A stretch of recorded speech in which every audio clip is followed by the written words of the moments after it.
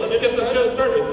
You're awesome. Our first comic is amazing. They are a welcome addition to our scene and have just been really being hilarious at all of our local shows. Please give a warm round of applause for the very funny Temple the Bard.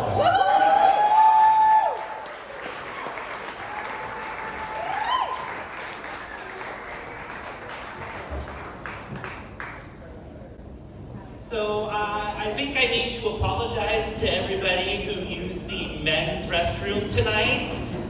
Although on second thought, it might have been the women's. I wasn't really paying a whole lot of attention.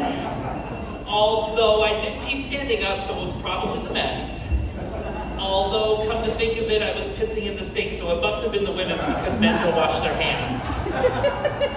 Anyway, I have to give you all my heartfelt apology. I drank all the hand sanitizer. But you gotta understand, I was really nervous and I spent my last $20 buying these jokes from some rando in front of a Taco Bell. So, I needed to break the tension somehow, so I ended up drinking all the hand sanitizer. And for that, I owe you a heartfelt apology. So I'm the only Temple the Bard. That is unless my clothing machine has gotten out of the shop. I know, I shouldn't use union labor. It figures I tell a union joke because anybody who's ever stared at my arms knows I pick on scabs. So I'm non-binary, I'm sort of masculine, sort of femme, and some people that is really heartening, some people that's threatening, and well, that's your problem, not mine. But one of the reasons I didn't complete my surgical transition from male to female is because I found I really like peeing standing up. It's a lot easier when you're camping, I was really kind of into it, so I wanted to preserve that. And another reason I like peeing standing up is these days everywhere they're installing these elongated front toilets, and I don't know about any of you who have a penis out there, but when I pee into one of those things, I'm guaranteed to come up with a yellow hand afterwards. It's like I took a seat on Splashback Mountain or something like that.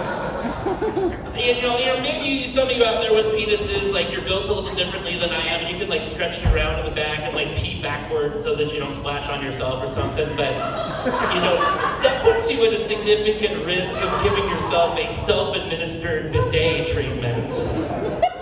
And I know how a lot of you heterosexual guys are really skittish about anything touching your asshole whatsoever, let alone your penis. So I'm trying to trigger you there. But attitudes toward peeing standing up have changed a lot over the last 50, 60 years, even amongst women. It used to be something like, well, gee, I'm spending all my time providing emotional labor for my man who's fought in multiple imperialistic world wars, and physical labor for these children whom I was socially coerced to spread my legs and bring into this world. I just don't have time to clean up little Billy's piss stains from behind the toilet every day. That's the 50s, 60s attitude, and these days, at least amongst the women I hang out with, is more like, fuck yeah, I got my Shiwi clipped to my belt along with my keys and my pepper spray. You got a problem with that? Right on, That's one of the effects of feminism, and without feminism, I wouldn't be able to be my true self today. I wouldn't be able to be my amazing queer self. So, thank you. Now, a lot of you folks haven't had a lot of opportunity to be exposed to queer community, so I want to just give you a really quick LGBTQ 101. We talk a lot about coming out of the closet, and it's not that simple. That's the language we use for the straights, but more realistically, there's 3 ways you find out you're queer. Number 1, you're touched by an angel. Number 2, you're diagnosed by a drag queen. Or number 3, you accidentally get a copy of Teen Vogue in the mail. And by that time, you're queer. There's just not much you can do about it. So the next step after that is to register for the Orientation Olympics. And the Orientation Olympics are where we find out whether we're tops, bottoms, or asexual and get to carry around the cute little purple and gray flags at Pride each year. And there's a lot of amazing events in the Orientation Olympics. There's the 100-meter scissor.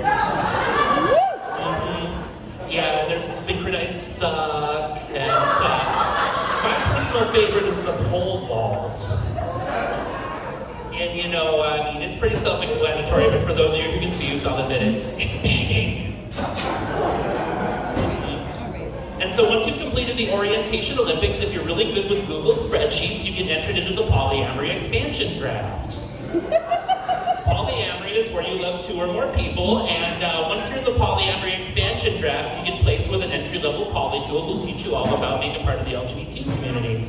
So if you're ever down at the mall and you see some cute little pink-haired, like amazing femme hanging out with a couple of old dykes from Coburg, chain-smoking Marlboro 100s, you'll know what happens.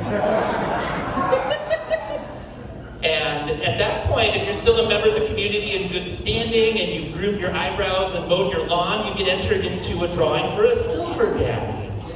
And what a silver daddy is like a middle-aged old white gay man who gives you culturally appropriated advice, as well as used discount art he picked up at the flea market. It's supposedly highly curated, whatever that means. Speaking of flea markets, I gotta tell you, they're not just for blind dates anymore. They're also for picking up black market Canadian sex toys and use fresh maple syrup while you go to town.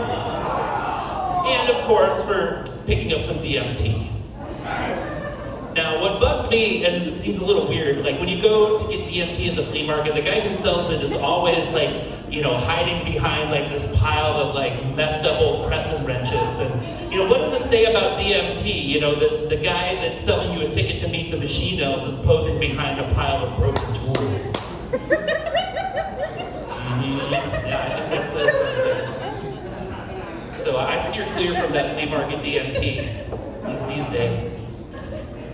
So in the Pacific Northwest here, it's really important to be healthy, or at least to be perceived as being healthy. And so, like, I bought myself a refrigerator full of, like, really amazing food. I've got kale, I've got that Toby spread you all gush about, you know.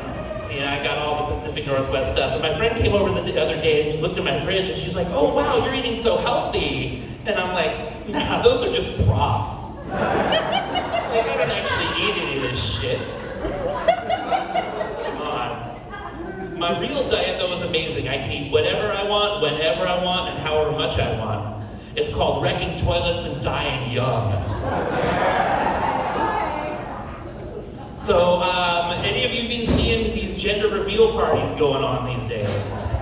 All these gender reveal parties, like people crashing airplanes and setting hillsides on fire and blowing off their fingertips with quarter sticks of dynamite.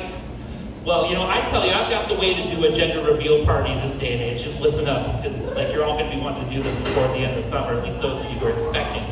So what you do is you get on Airbnb and you rent yourself like a farm property just on the outside of town. And you know, you go and you find like the horse corral, and you get all your friends and family and everyone you invite to you know, stand at the horse corral. And then you hire an out-of-work crop duster pilot, fill that plane full of defanged rattlesnakes, all except for one. Okay. And then they fly over, and then when they reach the horse corral, they drop the load of snakes, and it falls on all your friends in the horse corral, and they're like, "Oh my God, it's snakes, it's snakes!" And then finally somebody gets bit, and they scream, and the gender of whoever gets bit is the gender that your child is going to be. Now, some of you out there are like, "Wait a minute, how accurate is this?" And with the number of trans kids being born these days, I can say just about as accurate as your gender reveal. But you know, the real risk in this situation is when you get a pilot who's really skittish and starts freaking out about the snakes. And you know, they're about 5 miles out from the drop and they're flying over a Costco parking lot going, "I had with these motherfucking snakes on this motherfucking plane."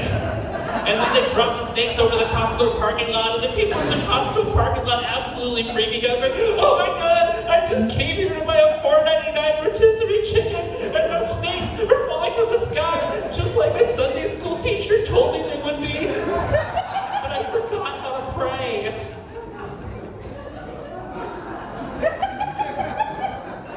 So I want to thank you all for being such a great audience tonight. I also want to thank my co-writer, Diana Ramsey. She's not here, but some of these jokes are hers.